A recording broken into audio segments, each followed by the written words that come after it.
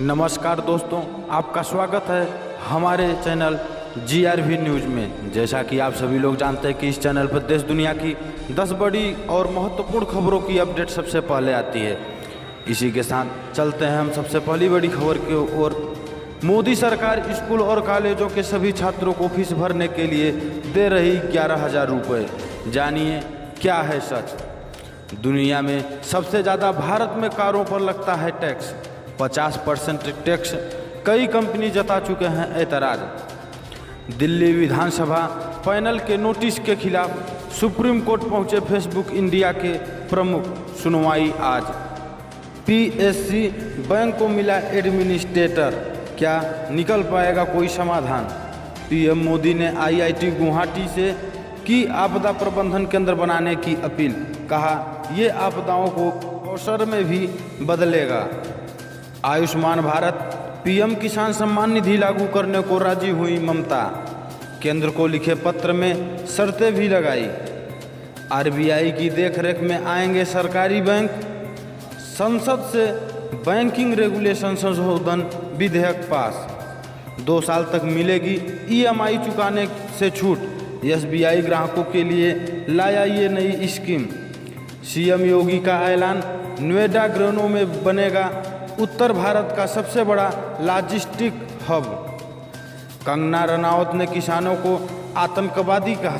जानेंगे ऐसा कंगना रनावत ने क्यों किसानों को कहा। जानेंगे एक एक खबर विस्तार से। बने रहिए हमारे साथ इसी वीडियो में। इसी के साथ चलते हैं सबसे पहली बड़ी खबर की ओर। मोदी सरकार स्कूल और कॉलेजों के सभी छात्रों को फीस भरने के लिए दे रही है 11,000 रुपये। जानिए सच।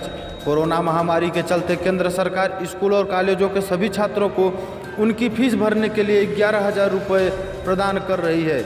इस पोस्ट में एक लिंक शेयर किया गया है और दावा किया जा रहा है कि इसकी मदद से पैसे मिलेंगे। सोशल मीडिया पर एक पोस्ट वायरल हो रही है। इसमें दावा किया जा रहा है कि कोरोना महामारी के चलते केंद्र सरकार स्कूल और कॉलेजों के सभी छात्रों को उनकी फीस भरने के लिए 11,000 रुपये प्रदान कर रही है। इस पोस्ट में एक लिंक शेयर किया जा रहा है और दावा किया जा रहा है कि इसकी मदद से पैसे मिलेंगे।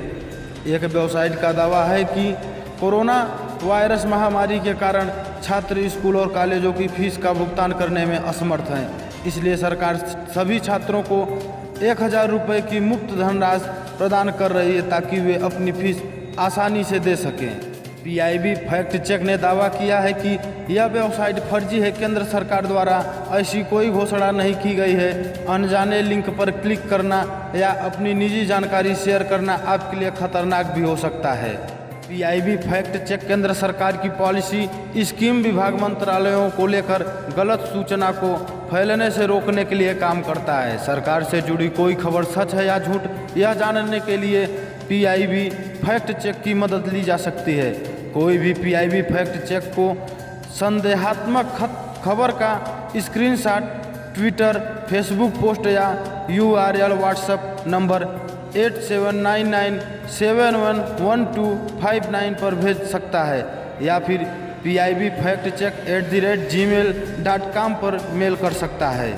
इसी के साथ चलते हैं अगली बड़ी खबर की ओर। दुनिया में सबसे ज़्यादा भारत में कारों पर लगता है टैक्स। 50% टैक्स कई कंपनियां जता चुकी हैं एतराज़। इस टैक्स के चलते कई कंपनियों ने नाराज़गी भी जताई है। यहां तक कि जापानी ऑटो कंपनी टोयोटा ने पिछले दिनों ज़्यादा टैक्स को वजह बताते हुए भारत में अपने बिजनेस का विस्तार न करने की बात कही थी।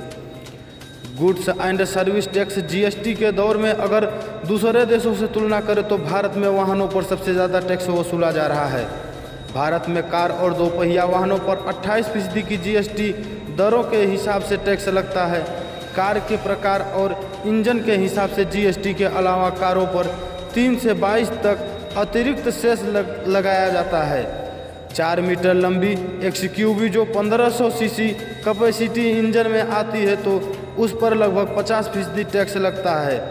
जुलाई 2017 में सभी इनडायरेक्ट टैक्स जैसे एक्साइज टैक्स, वैट और इंटरटेनमेंट टैक्स को खत्म करके सरकार ने गुड्स एंड सर्विस टैक्स लागू किया था। इस टैक्स के चलते कई कंपनियों ने नाराज़गी भी जताई है। यहाँ तक कि जापानी ऑटो कंपनी टोयोटा ने पिछले दिनों ज़्यादा टैक्स को वजह बताते हुए भारत में अपने बिजनेस का विस्तार न करने की बात कही थी। हालांकि कंपनी बाद में फैसला पलट दिया था।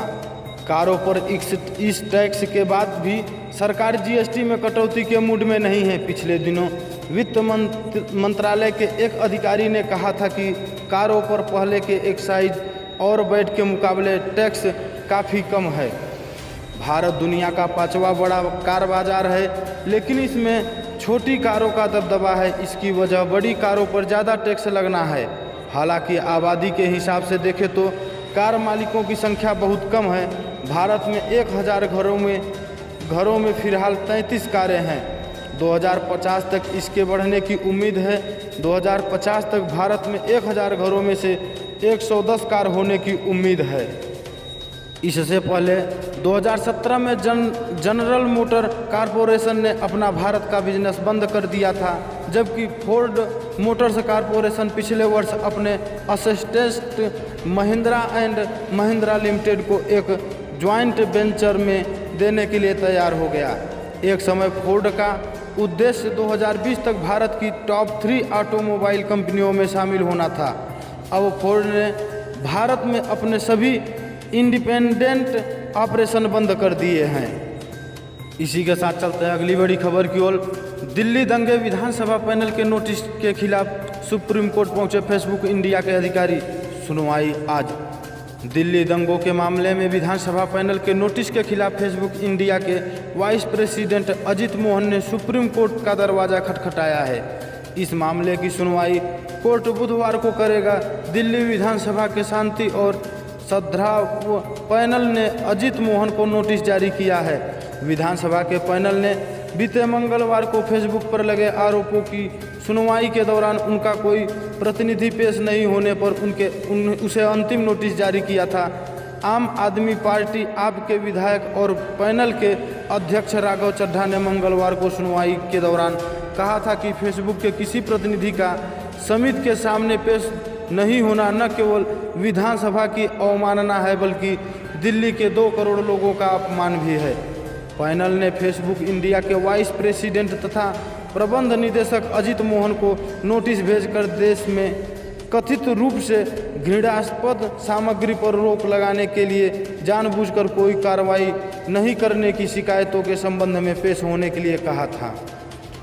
फेसबुक के वकील ने पैनल के नोटिस के जवाब में कहा था कि चूंकि मामला संसद के समक्ष विचाराधीन है, ऐसे में इसे स्वीकार नहीं किया जा सकता। इस पर राघव चड्ढा ने फेसबुक पर निशाना साधा था।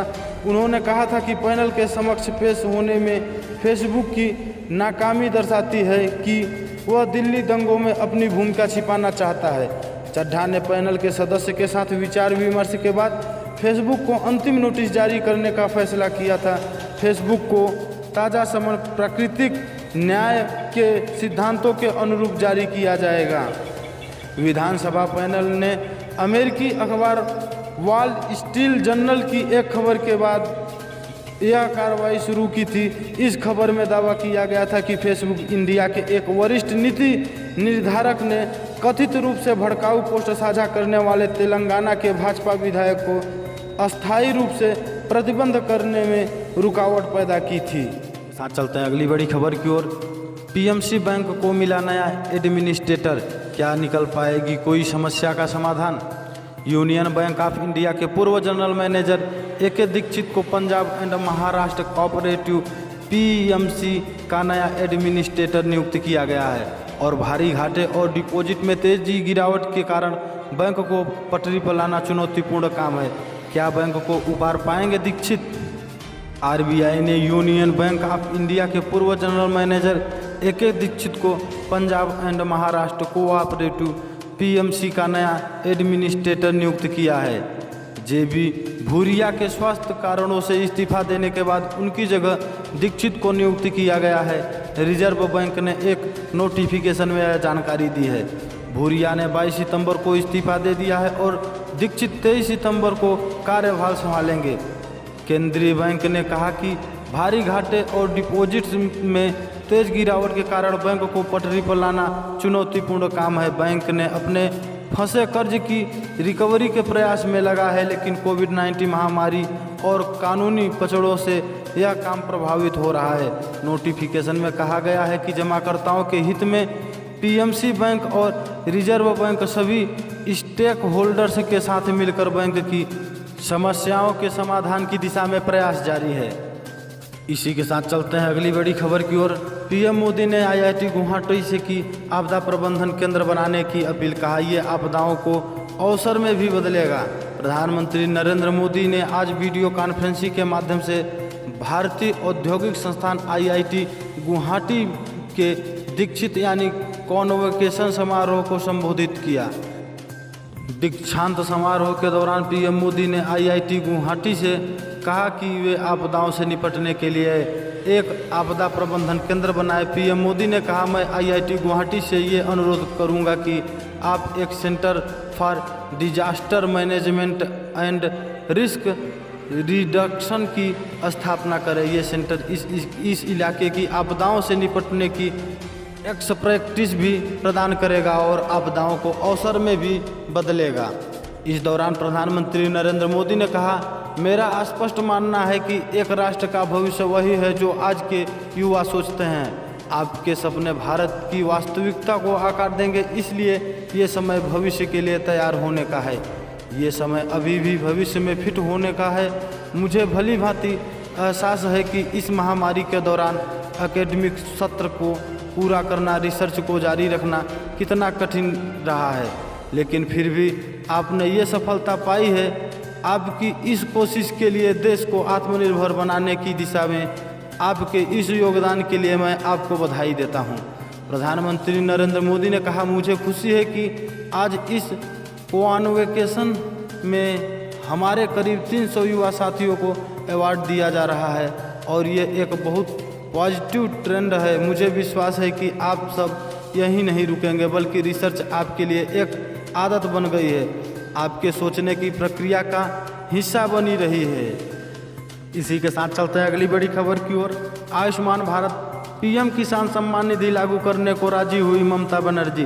केंद्र को लिखे पत्र में शर्त भी लगाई।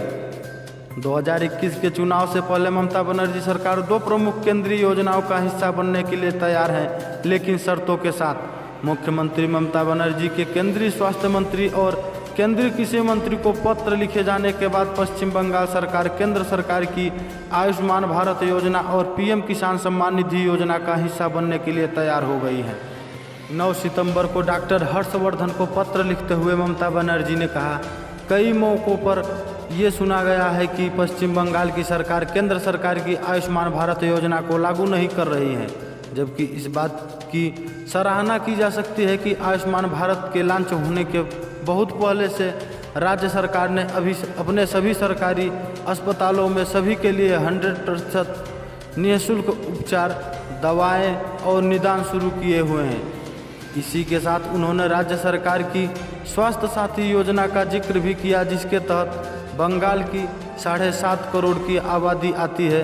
हालांकि ममता बनर्जी ने केंद्रीय स्वास्थ्य मंत्री से कहा कि भारत सरकार की इस योजना के विस्तार के लिए एक शर्त ये होगी कि योजना का 100% खर्च और पूरा धन राज्य सरकार के माध्यम से भेजा जाए। वहीं 9 सितंबर को ममता बनर्जी ने केंद्रीय कृषि मंत्री नरेंद्र सिंह तोमर को भी पत्र लिखा था। इस पत्र में उन्होंने कृषि मंत्री से पश्चिम बंगाल को भी पीएम किसान सम्मान निधि में शामिल होने के लिए कहा।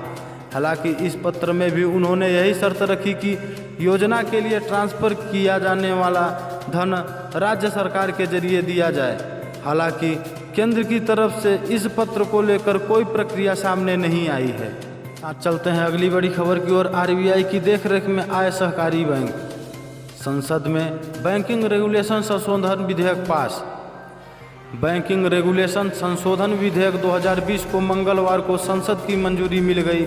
यह विधेयक सहकारिता क्षेत्र के बैंकों कोऑपरेटिव बैंक को बैंकिंग क्षेत्र की नियामक संस्था भारतीय रिजर्व बैंक आरबीआई के निगरानी दायरे में लाने के लिए है। इस विधेयक का उद्देश्य जमाकर्ताओं के हितों की रक्षा करना। राज्यसभा ने बैंकिंग रेगुलेशन संशोधन विधेयक 2020 ध्वनिमत से पारित कर दिया। विधेयक को लोकसभा 16 सितंबर को पारित कर चुके हैं। यह विधेयक कानून बनाने के बाद उस अध्यादेश की जगह लेगा जिसे 26 जून को लाया गया था। पीएमसी बैंक घोटाले की पृष्ठभूमि में लाए गए इस विधेयक का उद्देश्य सहकारी बैंकों में पेशेवर तौर तरीकों को बढ़ाना, पूंजी तक पहुंच को बेहतर बनाना, प्रशासन में सुधार लाना और रिजर्व बैंक के माध्यम से समुचित बैंकिंग व्यवस्था को सुनिश्चित करना है। इसी के साथ चलते हैं अगली खबर की ओर। 2 साल तक मिलेगी EMI चुकाने से छूट। SBI ग्राहकों के लिए लाया ये नई स्कीम। देश के सबसे बड़े बैंक भारतीय स्टेट बैंक ने कोविड-19 से प्रभावित रिटेल बारोअर्स को राहत देने के लिए लोन रीस्ट्रक्चरिंग पॉलिसी पेश की गई है। नई पॉलिसी के तहत SBI के लोन ग्राहकों को किसी भी तरह की EMI चुकाने से 2 साल तक की छूट मिल सकती है। SBI ने लोन रीस्ट्रक्चरिंग पॉलिसी को बेहतर के लिए ऑनलाइन पोर्टल लॉन्च किया है। इस पोर्टल पर बारोअर्स लोन मोरेटोरियम के लिए भी आवेदन कर सकते हैं। भारतीय रिजर्व बैंक RBI के दिशा निर्देश के मुताबिक SBI बैंक ने यह कदम उठाया है। इसी के साथ चलते हैं अगली खबर की ओर। CM योगी का ऐलान, नोएडा ग्रेनो में बनेगा उत्तर भारत का सबसे बड़ा लॉजिस्टिक हब। मुख्यमंत्री योगी आदित्यनाथ ने नोएडा में उत्तर भारत का सबसे बड़ा लॉजिस्टिक हब बनाने का ऐलान किया है।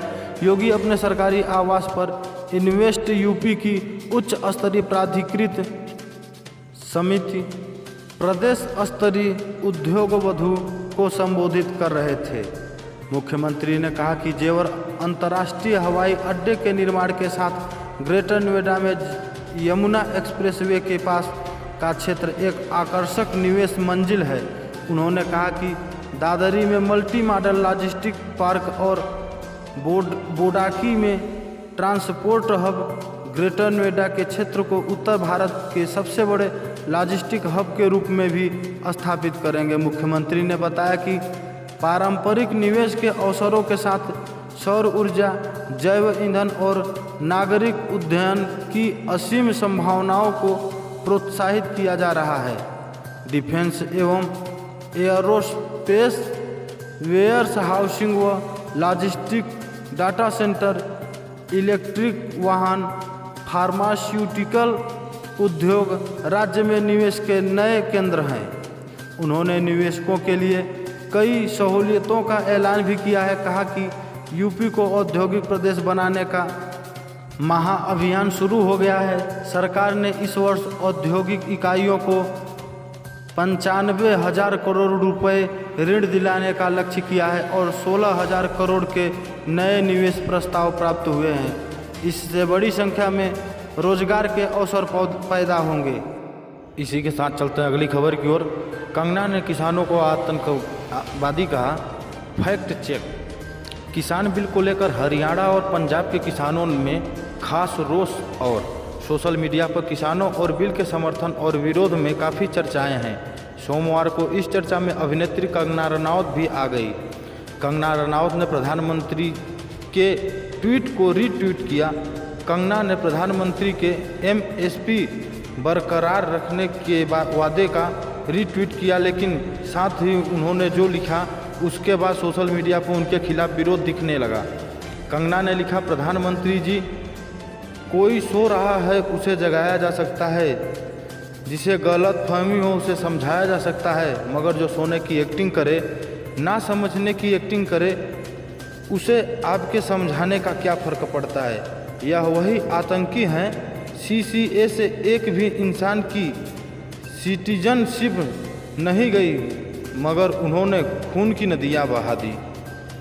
कंगना के इस ट्वीट के बाद #अरेस्ट कास्टिस्टेट कंगना समेत अलग अलग हैशटैग ट्रेंड करने लगे और उसमें कंगना रनौत को गिरफ्तार करने की मांग उठने लगी। सोशल मीडिया पर लोगों का कहना था कि कंगना ने किसानों को आतंकी कहा। सोशल मीडिया पर सोमवार को लगातार उनके विरोध के बाद टाइम्स ऑफ इंडिया ने अपनी वेबसाइट पर एक खबर प्रकाशित की, जिसको रीट्वीट करते हुए कंगना ने सफाई जारी की। उन्होंने रीट्वीट में लिखा, सीसीए को लेकर जो गलत सूचनाएं और अफवाह फैल रहे थे, जिसके कारण दंगे हुए, वही लोग अब किसान बिल को लेकर गलत सूचनाएं फैला रहे हैं और राष्ट्र में आतंक पैदा कर रहे हैं, आतंकवादी हैं। आप अच्छी तरह से जानते हैं कि मैंने क्या कहा, लेकिन गलत सूचना फैलाना पसंद है। कंगना ने सोमवार को इसके बाद फिर एक ट्वीट किया और सफाई जारी करते हुए कहा कि मगर कोई यह साबित कर दे कि उन्होंने किसानों को आतंकी कहा तो वो ट्विटर छोड़ देंगी। कंगना ने अपने ट्वीट के बाद अपनी सफाई में 2 ट्वीट जारी किए। हालांकि उन्होंने पहले ट्वीट को डिलीट नहीं किया। कंगना अपने ट्वीट पर आरडी हैं और उनका कहना है कि उन्होंने कृषि विधेयक को लेकर अफवाह फैलाने वालों को आतंकी कहा है, न कि किसानों को कहा है। यहीं पे समाचार समाप्त होता है। इसी प्रकार के समाचार को पाने के लिए इस चैनल को सब्सक्राइब करें और ज़्यादा से ज़्यादा शेयर करें।